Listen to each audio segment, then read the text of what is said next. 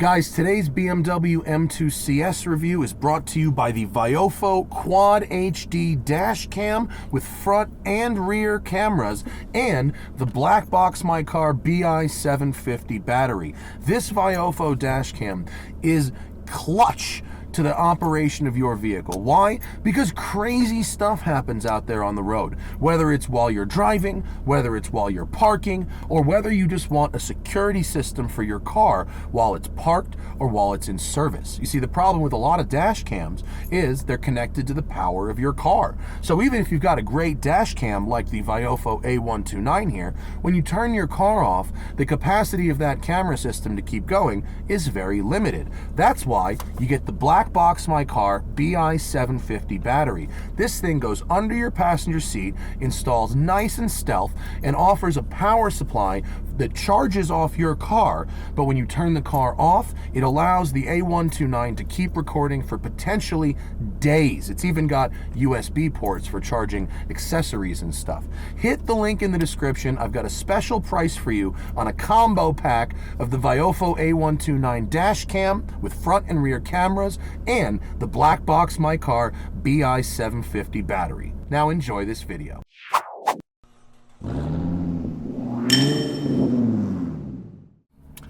Good morning, everyone. Welcome to the Canyons, and I have driven all the way out to the very good road because this, by all accounts, is a very good car that is worth the drive, and boy does it look good in Mazzano blue over a light powder-coated gold wheel. Man, is it great. The BMW M2 CS 2021 model year only, 2,200 units only. So we're talking about a limited car here. Makes me think back to the BMW 1M from 2011. The M2 CS is the third variant of the M2. There was the base one, the competition, and now the CS. The CS is really stood out in a lot of ways from the other two cars. It is the first time adaptive suspension has ever been available on a 2 Series. First time ceramic brakes have ever been available on a 2 Series, and this one has both. It's available in either a DCT 7-speed or a 6-speed manual. Sadly, this one is a DCT, although as we'll see, it's quite a good gearbox. There's nothing wrong with it aside from the fact that it's missing a pedal. You get the full M3 engine now. No more detuning, none of that. It's 444 horsepower, 406 pound-feet, 0 to 60 in 3.8 with the DCT. It is quicker than the M4 because it's the same power and it's lighter. You get a carbon fiber roof, carbon fiber splitter and wing, carbon fiber mirrors. You get a carbon fiber transmission tunnel. You get a carbon fiber reinforced plastic hood, and the adaptive suspension, believe it or not, is lighter than the standard suspension because it uses some carbon components. The curb weight, 3,417 pounds. That's a minus 180 compared to the M2 competition. There's also a reprogrammed active limited slip differential, super bolstered M Sport seats, carbon stuff in the interior, and they've removed the armrest because apparently the armrest was just too much weight to have. Frankly, I'd like to have the armrest back. What else is on my list? Nothing else, except I wrote a note. The armrest is gone and there is no keyless entry. I don't know why they got rid of keyless entry. That to me, especially because we have keyless start, that seems like something that wasn't entirely necessary, but maybe it's optional and this doesn't have it. Speaking of which, hold your breath, $83,500. Yeah. And we'll see if that's worthwhile. We're going to go to put the powertrain in Sport Plus. We leave the shocks in Comfort. We'll work our way up the hill. Steering in Sport. Traction control in Sport. And here we go.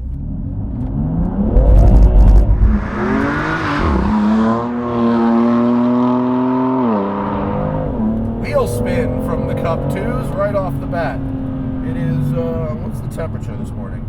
41 degrees Fahrenheit, and although there's about 10 miles of canyon driving to get where we started, we will have cold tires for a moment.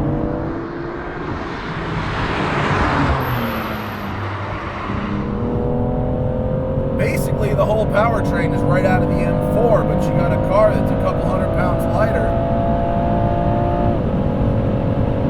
And even at 2,500 feet of elevation, the turbocharged power is good. The Cup 2 tires are options.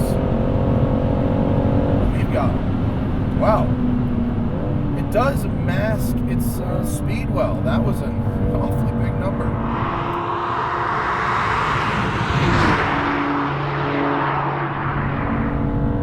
I love the size of the vehicle.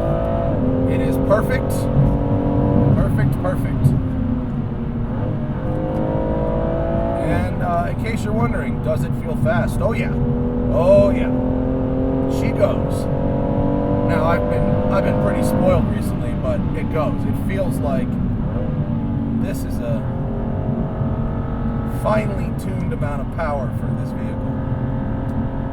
Now it does need to be said that when I drove the M2 competition, it was on track only, back to back with a bunch of really good sports cars. I didn't rate it that well, but I did say that I thought it would have made a pretty decent street car, although it wasn't great on the track. This is so much better. Mainly the adaptive suspension, because it allows a much more comfortable setting. It's not bouncy and harsh like the competition was. Suspension is what's up. And of course, we've got it in comfort mode, which is where it really just shouldn't be. I mean, suspension should suspend, they shouldn't bounce. So again, I say it again because I say it a lot, but unless you're on a Herman Tilke Formula One circuit, comfort mode is where it's at here.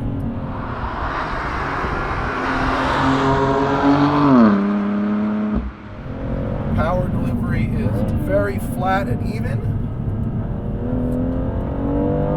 all the way up to the 7,500 RPM red line. The meat of it is going to be from 4 to 6. In Sport Plus, the throttle is really sensitive. Maybe I'll dial it back down to Sport and see how that goes. Let's see. On Sport, maybe we can get a little more modulation without it, hello Burrs, without it bucking the chassis so much. Yeah, so I actually like the Sport setting a little better than the Sport Plus setting there, because the little bumps don't adjust the throttle and cause jitters. Oh, Brock. The turn in and the balance are very good.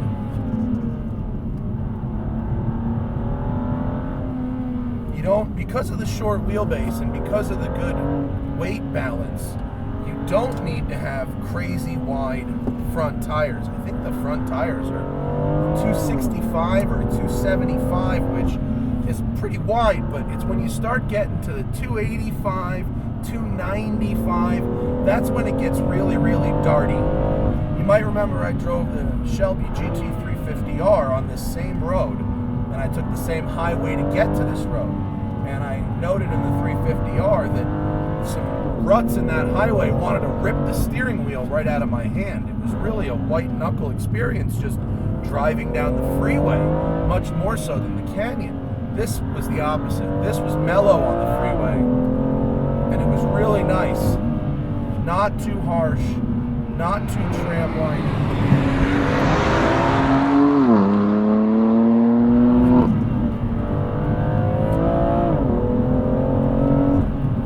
Sound is a little generic.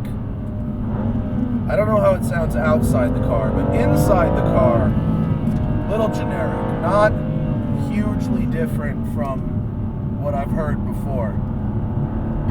Maybe an aftermarket exhaust, but keep off the burble tune. There's someone in my neighborhood with an M2, the most obnoxious burble tune you've ever heard. It's terrible. Stay off of that.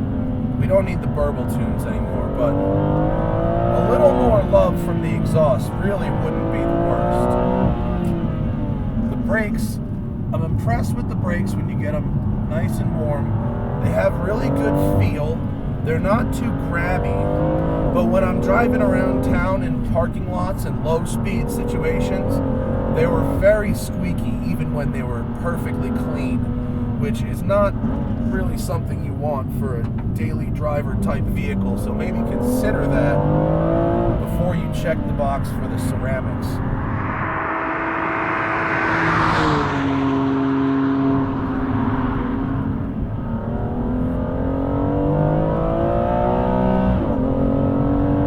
This thing is real quick though, really quick. And it feels good.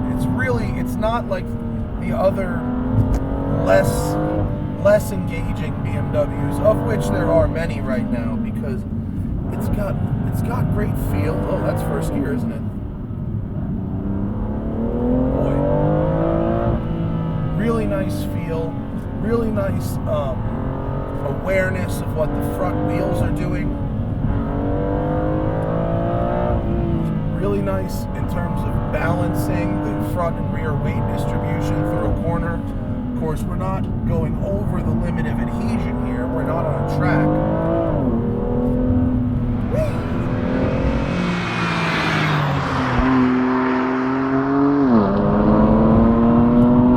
As far as front engine rear drive cars go, this is very good. It feels really lively. Really lively. I don't know if you noticed the delay between when I hit the paddle and when it gave me the gear there, but I think I was just too high in the revs to get the gear. Now we're up at around 4,000 feet, starting to feel the engine lose power a little bit. Load it up. It's really got great turn in, especially under braking. When you load up the front end, that's where it's like my favorite, because then it just glides so nicely through the corner.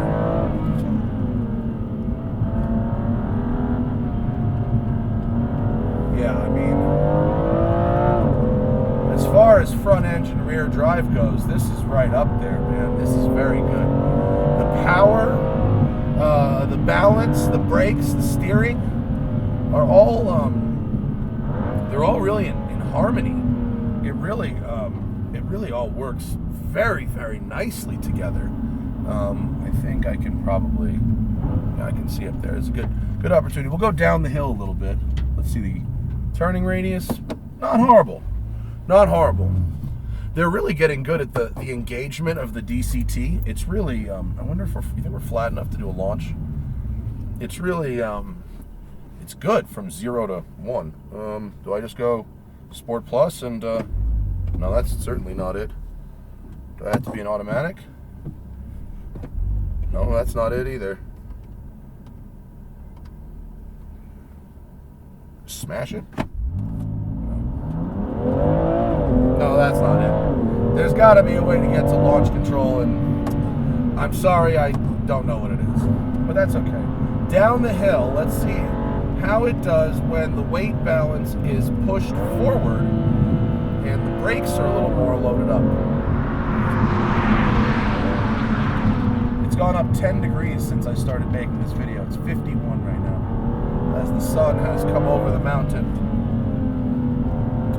The brake feel is really good, and I haven't heard the brakes squeak once on the mountain.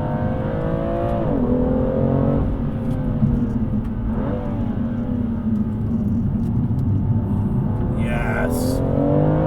It has the right amount of front tire. That is for sure.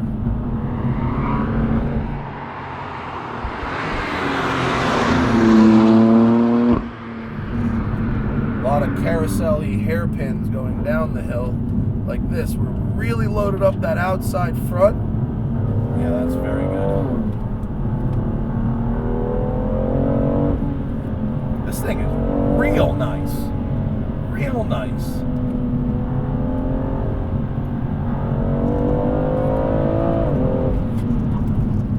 Oh yes, now the brakes are much appreciated. Titans?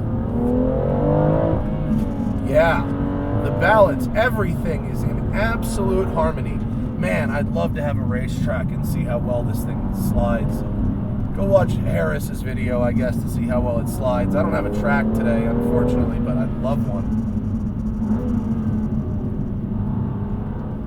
Tightens.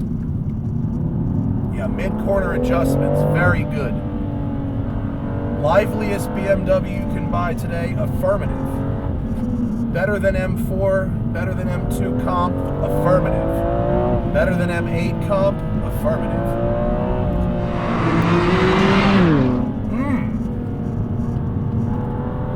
Best successor to the E46 M3 yet, affirmative. Oh man, you can hammer it though. You can really hammer on the brakes. You can really hammer on the throttle. It's happy with all of these things. Whee! This section's like real roller coaster. It's very, very good. This road is absolutely worth the drive in the right car. I really like how the traction controls sport mode. Really not invasive. Right there, I got a little too much pedal, and it actually did a phenomenal job there of keeping things under control. It definitely dialed it back just a little bit, but it was very, very good. This car rules. This thing is awesome. What an amazing car. What's there not to like? Price tag, it's $85K. And $85K puts you right in the wheelhouse of a lot of other premium cars. I mean, you're getting a fully loaded C8 Z51 for that. You're into the Cayman GTS 4 liters for that and Boxsters. You know, I would say Supra, but this is way better than a Supra. You know, there's stuff, the Shelby GT350R, you got a year left to get that one. You know, those are all incredibly compelling products. Where does this stand out? Well, one, it's a special edition, very limited edition, high-performance BMW that delivers on what it advertises, which I haven't seen since the 1M.